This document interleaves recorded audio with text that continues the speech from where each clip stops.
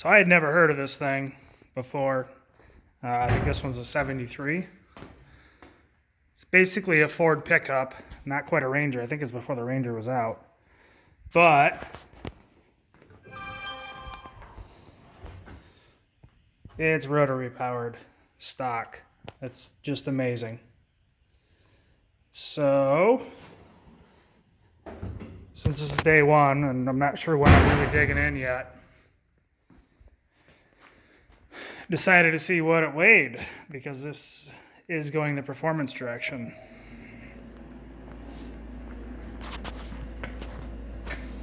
So it's a 2,300 pound pickup.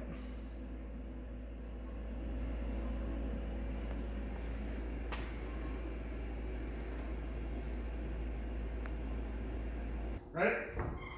I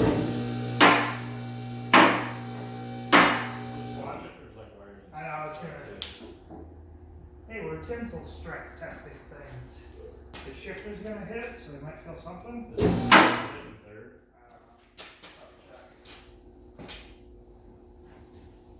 That's actually gonna hit right now.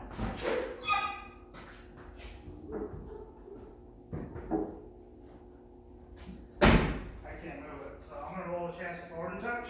Okay. Fail. It's in here.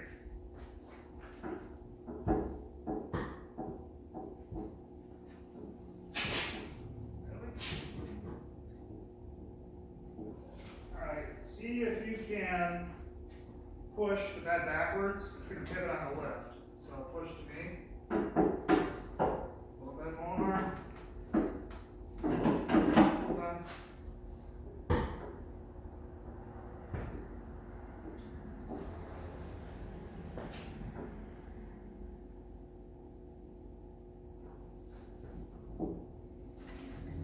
Alright, I'm going to pick up the back and slide it forward. Because it's locked in gear and I can't. Can you get it from underneath? No, it's like locked. It's against, I gotta move the chassis forward. So Okay. it's only gotta go like 3 inches. Ready? Yep.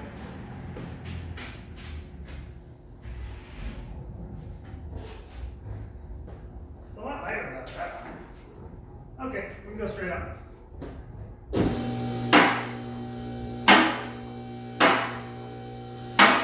Check for shit.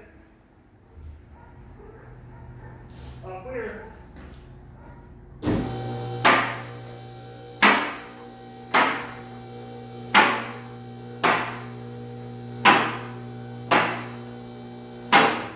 Alright, I'm gonna pull it out of gear.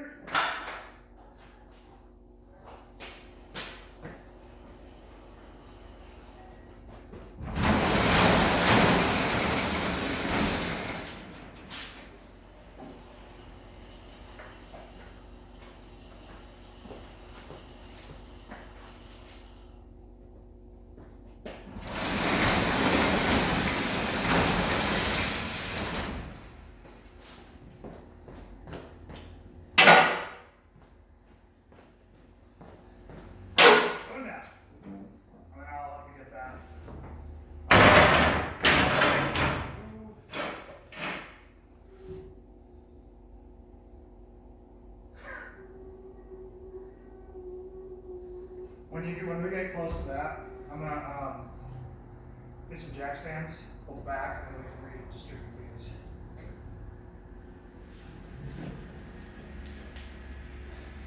What's that gonna rest on? Anything structural at all? Yeah, the crash bar.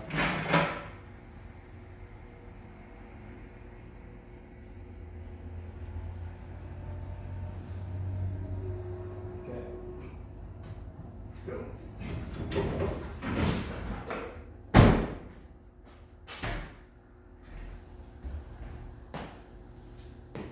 Gab is off. So here it is. We pulled the bed off the other day, but that's just boring. So cute little rotary, and we found out this has got a 5-speed swap. We found that out because a little bit of modification on that, and obviously the shifter says 4. It's got a 5-speed. So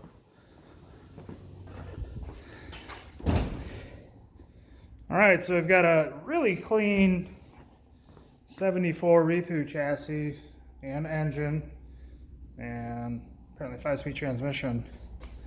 It's going outside, so somebody should buy it. That is what we're doing the next magical bits with.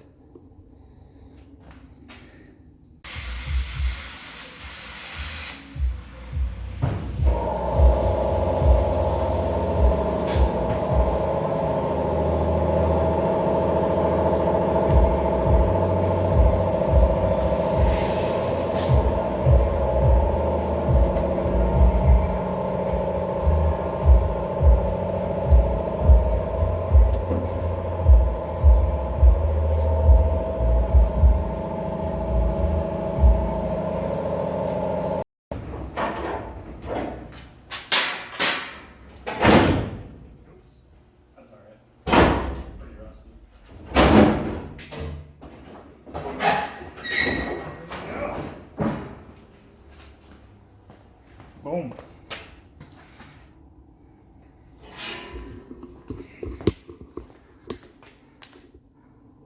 Hi, Jim. And so much more room for activities now. So from here we do full tube chassis.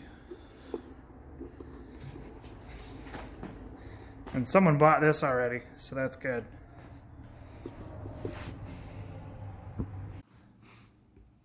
So with all the coronavirus shenanigans going on, basically working 7 days. So we went right into mocking up the Repu. Haven't really talked about what we're doing yet. Obviously you saw the floor cut out, cab off of chassis, all of that. So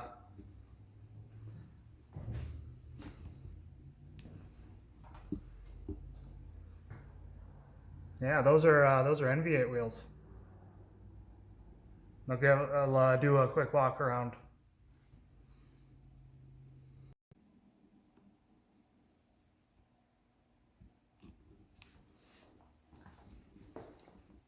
So 1974 Repu. Oh, what's going on?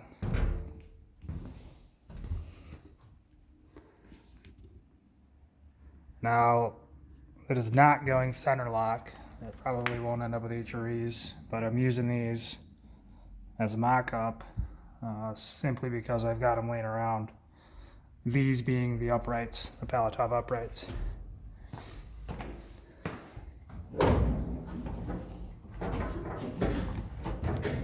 Oh.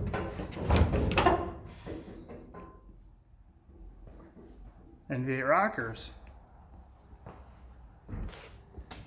And A-arms. Now, at the last minute, the customer decided to switch over to Docol tubing. So this is all Docol. It's been a lot of fun to work with. A little cleaner appearing, but not a whole lot different. So, yeah, first just kind of figured out where the wheels are going to go. And I built a kind of a ladder, or rack, if you will, on top of my cart, which simulates body height versus ground. So that's kind of just mocked up. It's not tacked yet.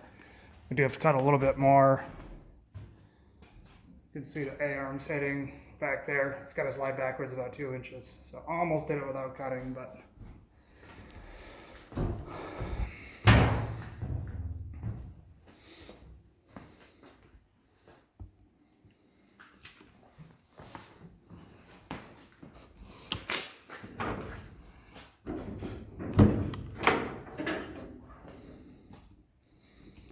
so cut all this out.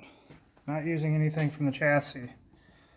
The front end will actually bolt on. I haven't welded in the thread plates yet, but they'll go in next.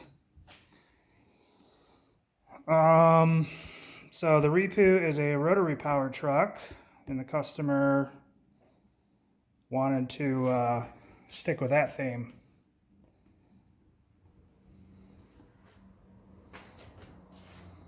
Boom. Yeah, it's a 20B. So this is just mocked up, but the the truck will get a cage, which will also serve as a chassis. We'll protrude through the rear cab there with removable arms, supports, which will come down and grab certain points that do not exist yet on this. So it's going to be a stressed member engine and gearbox combo.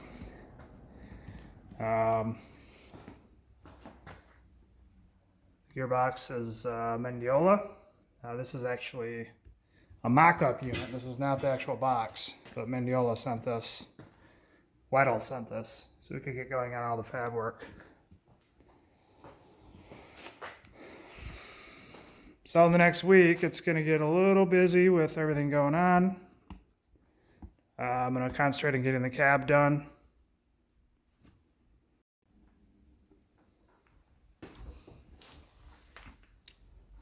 So I'm base setting it on a 3-inch ride height. This will be controlled via the third element of the NV8 suspension with airbags, or not quite an airbag, but an air puck that'll allow the truck to raise or lower. Just flip of a switch. It's gonna run pretty low. As of now, there are no aero plans. If there's something, it's gonna be simple like a splitter. More aesthetics than anything, but yeah, nothing big aero on this one's kind of a street truck that will handle.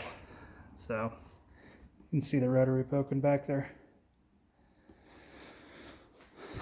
So I'll check in a little bit once we get more of the chassis work done, but it's been 3-4 days of solid prep to get to this point. It's been a lot of fun. It's the first time I've really messed with a truck, and now I want one. So a lot going on, a lot of time to do it because Michigan's under pretty much, not quite a quarantine, but don't go out. So this week's going to be focused on getting the cab chassis portion done, connecting the front end. We're going to be sectioning the fenders, sliding them out, 10 inches, I think. So pretty exciting. It's been a busy couple days since the last shoot. I've taken some outside pictures of the truck and whatnot. Now I'm going to pull the cab off and take pictures of the chassis outside.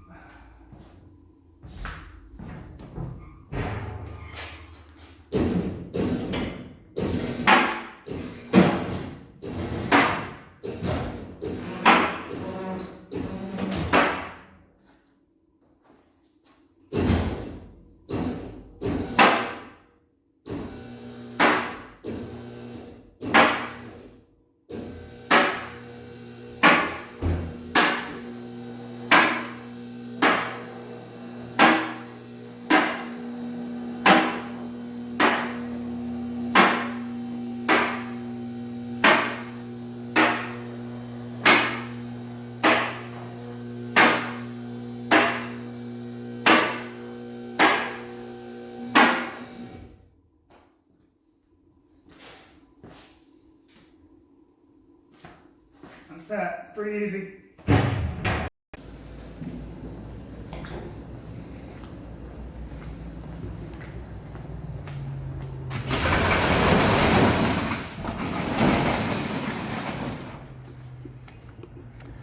Well, there it is out in nude.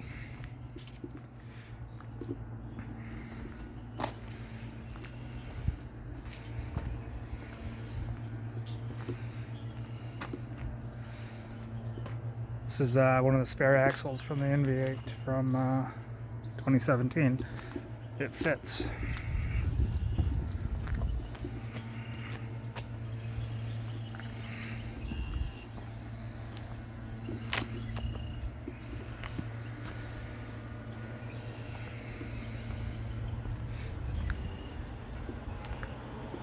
So suspension box, all the geometries, uprights, even the rockers are all NV8 drived. So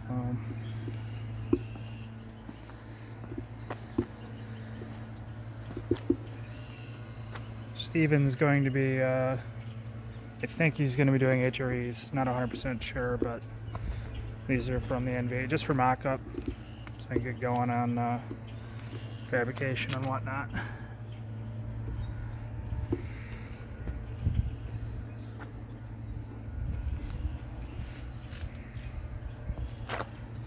There's a rotary. There's going to be an adapter plate somewhere in there. Waiting on that. It's pretty much kind of dead in the water until that lands.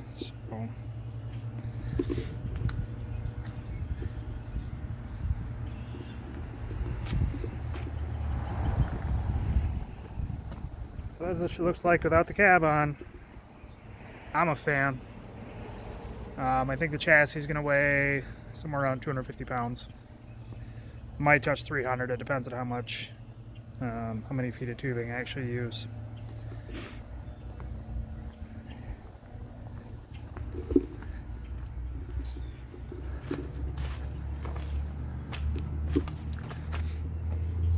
So, rear of the car is going to bolt on. Be these threaded lugs, and then they'll attach to the bell housing somewhere in there. I'm not really sure yet. Well, we got to get the adapter and then I'll know.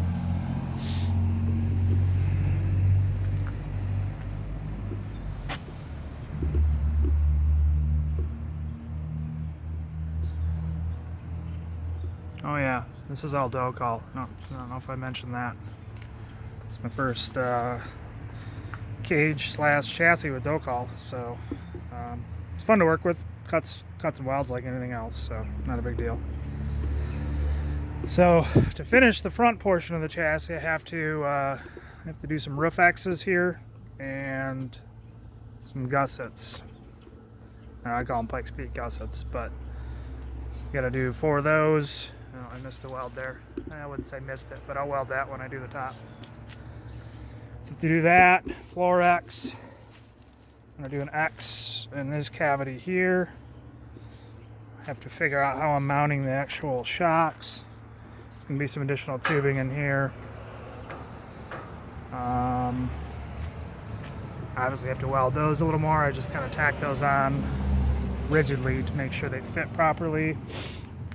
I got to do some threaded lugs for those, which is going to come off the front of the chassis and house radiator and the front of the cab. Steering rack, I've got a fixture for that, so just have to do it, which will, go out to the toe link right there. So I just put RPS brakes on for fun, even though this isn't getting an RPS. I think he's just going to do some Willwoods, which they work fine.